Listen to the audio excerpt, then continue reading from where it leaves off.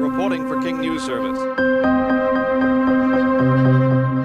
From the truest mysteries of our time. And so the second day after it occurred, this still remains the most mysterious skyjacking in the Northwest. D.B. Cooper, who hijacked a 727 jet plane out of Portland, Oregon on Thanksgiving Eve, 1971. To the notorious crimes of the Northwest.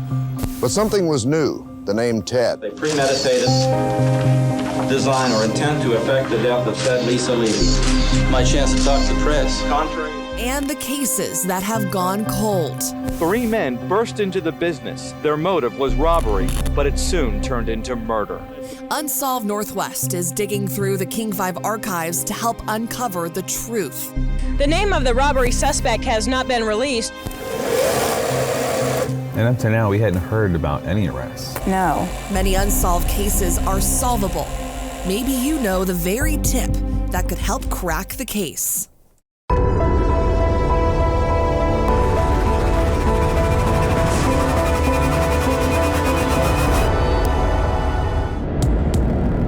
$270,000. That's about how many unsolved homicides there are in our country, according to experts. Tonight on a special edition of Unsolved Northwest, we share stories of 3 of them, mysteries from right here in Washington State. I'm Steve Solis. I'm Madison Wade. Despite some technology advancements in DNA and testing, many of these cases still need answers. Answers you may have that might help crack the case. We start in Tacoma, where Tika Lewis vanished from a bowling alley 25 years ago. With few witnesses and no physical evidence, her case remains unsolved. Every year, Tika's mother holds a news conference and a vigil to mark the date of her disappearance, even a quarter century later.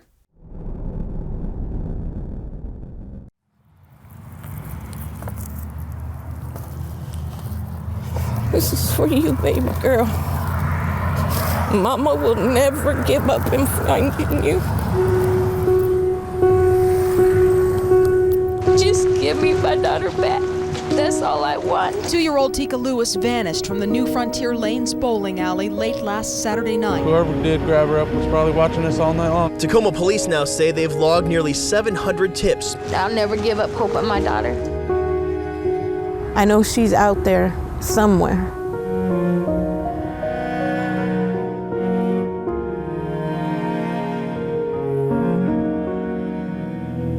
My name is Teresa Chapesky, and I am the mother of missing Tika Lewis.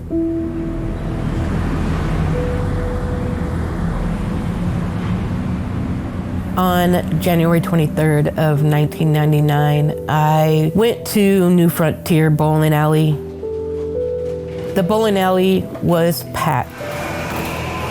I mean, there was a whole bunch of families. There was kids running around. I went to go bowl, and I had turned around and seen that Tika was in the game machine. Threw the ball, turned around, there was no Tika.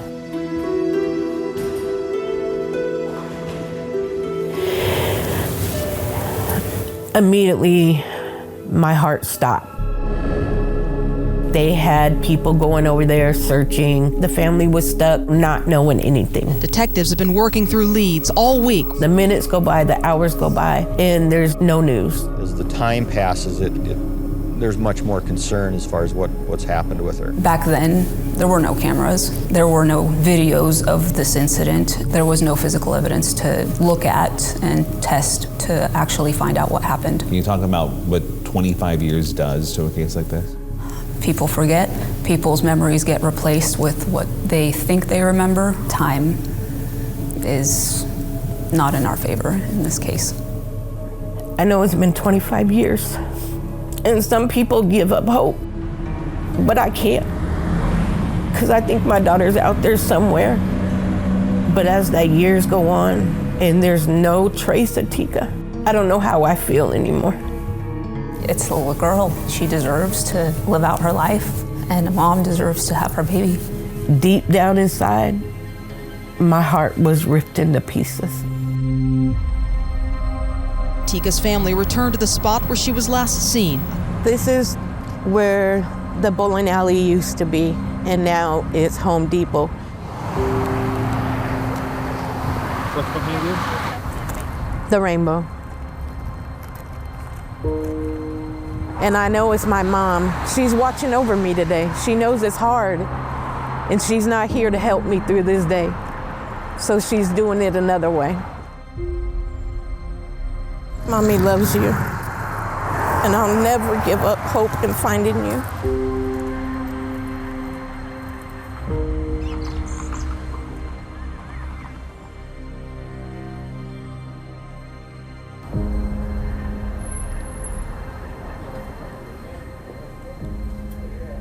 Hi, I have the 25 balloons. So I just want to tell you we admire your strength, and we want you to accept the balloons as a gift from Dollar Tree. Thank you. Yeah. This means a lot to me. Thank you so much.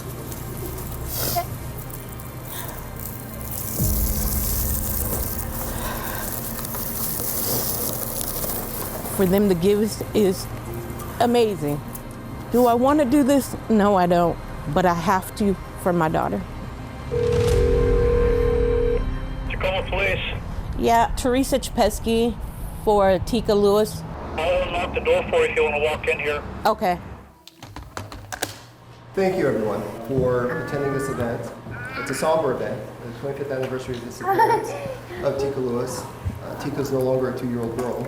She is a 27-year-old woman. I didn't think I'd have to do this another year, along as 25 years. I don't want to go another holiday without Tika. I'm pleading to the public now. I know somebody out there knows what happened to Tika or knows where Tika's at. You can pass out those candles. First of all, I want to thank everybody for coming tonight to Tika's vigil. I will be releasing 25 balloons for each year that she's been gone. Don't let them go yet until you write on them. I have a pen right here if you want to write a sentiment on there. What are you writing? I said I love you, Tika, and I want to see you so bad. And people out there, if you have any information, please give it to us. We need to find her. She was the closest person that I had to me at that time, so she's always on my mind. On the count of 3, you guys can release your balloons. 1, 2, 3. Let this be the last year. 25 years be the lucky year.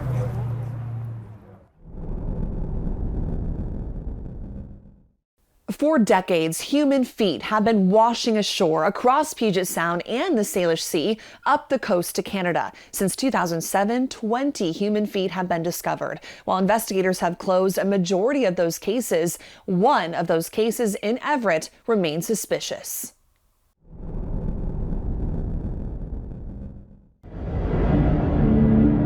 Investigators say a black Wright sneaker washed ashore sometime Friday near Pillar Point. The detached feet are found in shoes, but no other remains are ever close by. There's been a dozen of them or so, and you hear about them over the years, and it's just kind of a unique local phenomenon. Since last August, 5 human feet have washed up. 9 feet have washed ashore. Then all of a sudden, you start questioning all kinds of things, because there's somebody that's connected to that in a real way. What's up?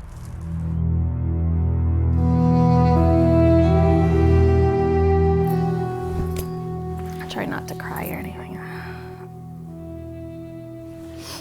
I miss his laugh, his comfort, his voice, I miss everything about Antonio. Hi, Mom. I'm Jenny, and Antonio is my son. I'm her too. Not yet. You guys having fun? So Antonio celebrated a year sober in 2016. We got it so good here. He ended up relapsing, unfortunately, around October. and he came across one of his friends, Andrew, and he said, yeah, come on with me. You can sleep on my couch for a while. And so we've always liked Andrew, and he had came over to our house to pick Antonio up. It was really cold out, and made sure he wore a couple pairs of socks and some boots. I hugged Antonio. That was it. That was the last time I saw him.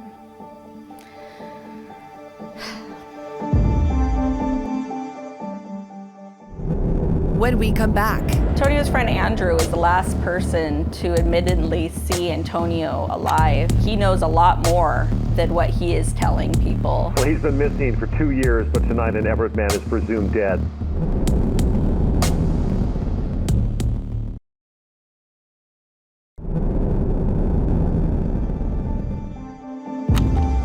I hugged Antonio. That was it. That was the last time I saw him.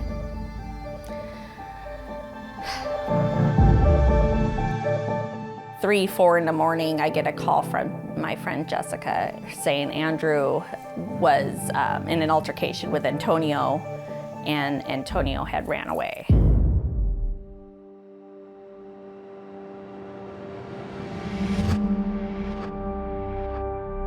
Antonio's friend Andrew is the last person to admittedly see Antonio alive, and he knows a lot more than what he is telling people. Is he a person of interest in this? Yes, he is. He took a polygraph. He was told initially he passed. The person who reviewed that initial polygraph said another test should be done. Well, when they went back to do that, he declined. Frustrating. Nobody wants to talk. Andrew's no longer cooperative after he was cleared. He self-reported to his DOC officer and to others, including Jenny, that Antonio had stabbed him. So we have an altercation. It just doesn't make sense. There's more there. There was no solid DNA and no witnesses that want to come forward. Well, he's been missing for 2 years, but tonight an Everett man is presumed dead. I knew he was dead. When I reported him missing after the 2 weeks, I knew something had happened to Antonio.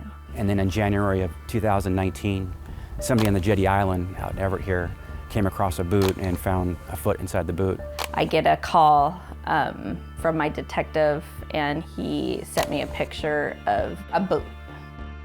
I was insistent that that's his 2 pairs of socks. I know that I bought those socks. Those are his boots, and they must be brown because of the water. And I'm freaking out. I couldn't move, just hysterics, because I knew that was Antonio.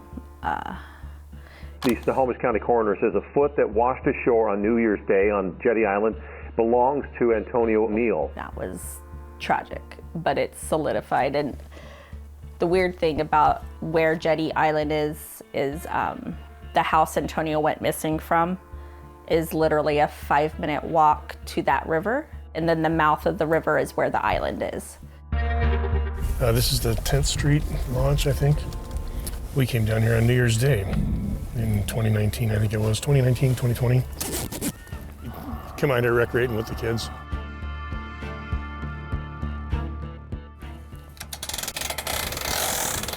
We were running back and we thought, oh, we'll just hike along Jetty Island a little bit before we end the day. Just beachcombing, just kicking around the beach. An average person, probably would just walk right past that and not even look at it twice, but something drew them to it, and they went over there and found my son, what little we have left of him. But I want to meet the people who found it and just thank them. So I want to meet her. If she wants to, if I can help her and she's looking for help, then I'm going to help.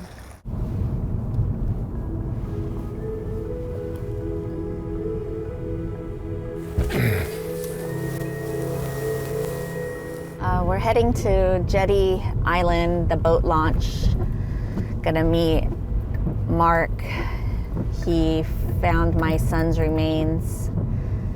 I'm looking forward to meeting him so I can thank him. I'm extremely grateful Nervous. Hi, Mark. Hi, Jenny. Holy cow. It's good to meet you. Oh, my God. Seriously. I am extremely grateful. I have so many questions. I got all the time in the world. Oh my gosh. I'm just so grateful. If you would have never been so curious to just take a second look at that shoe boot, I would have never found any bit of Antonio because that's all I've found so far. And it's amazing.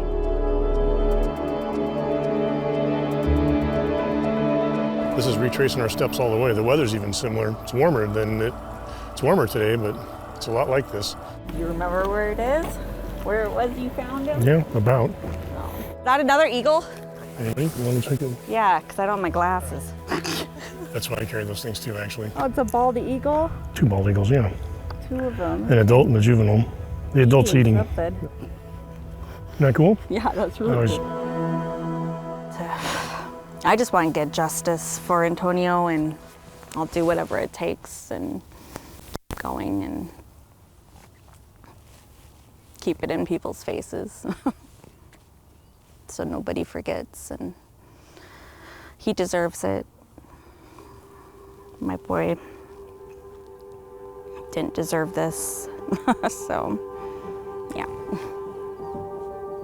Thank you, Mark, for all of this. Yeah, honestly, I can't thank you enough. Yeah, seriously, I can't thank you enough. It's crazy. It's so crazy. That's what I'm saying, man. If you just wouldn't have been there that day. So grateful.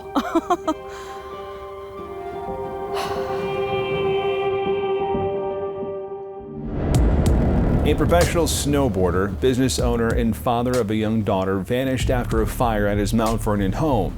That was 20 years ago. As Sebastian Robertson reports, the case still stumps investigators and has left Josh Corbin's family wondering what happened to him.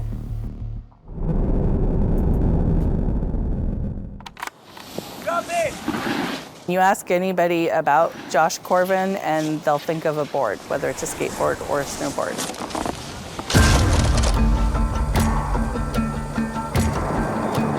The mountain was his life.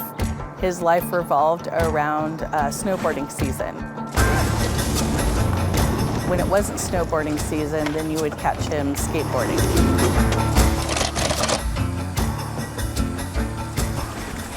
He was doing what he loved. He was his happiest then. He ate, breathed, did it. I am Crystal Ogle, and I'm Josh Corbin's sister. My name is Jenny Corbin. I am the youngest sister to Josh Corbin. Since I can remember, started out skateboarding, and then the moment snowboards came around, he was up at the mountain.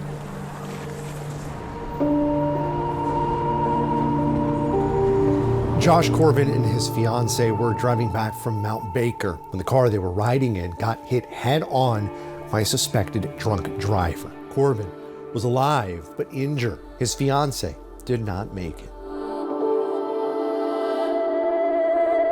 So from that point on, Josh entered a very dark phase. Next on Unsolved Northwest. A small fire had broken out in my brother's room. He was nowhere to be found.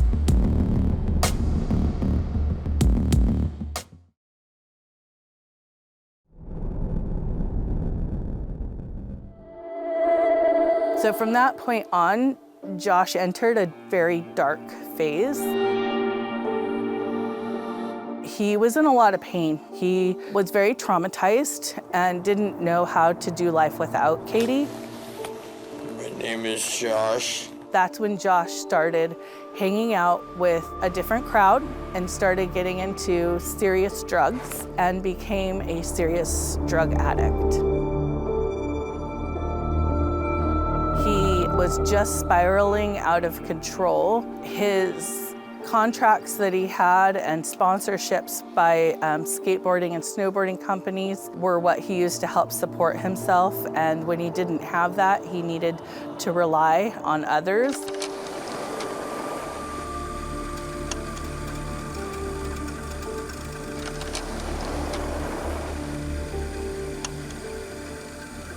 They opened the board shop. My mom was hoping, I think, that that would feed what he was looking for and give him something to look forward to.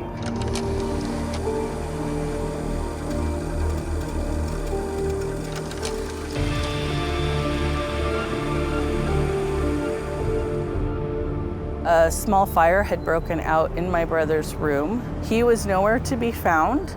The fire was rather small, they were able to put it out, but they had found evidence that he had climbed out of his window on the second story and jumped to safety. He was nowhere to be seen.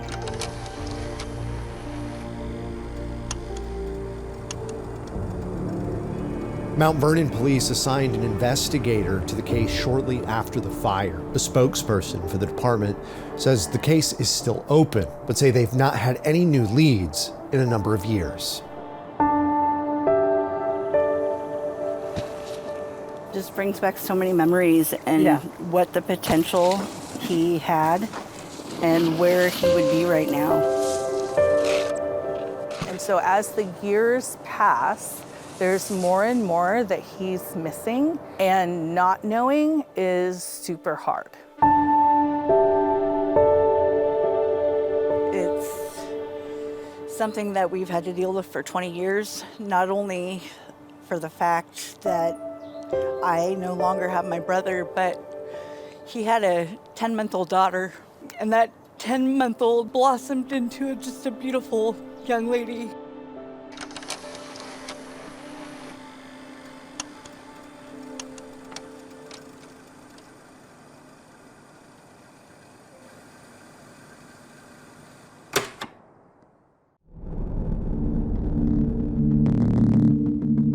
If you have a tip about any of these stories, we'd like to hear from you. Text the word unsolved to 206-448-4545. We'll also keep you updated on all of our Unsolved Northwest stories. Thank you for joining us for this special edition of Unsolved Northwest. To see all of the stories in our series, go to our streaming app, King 5 Plus.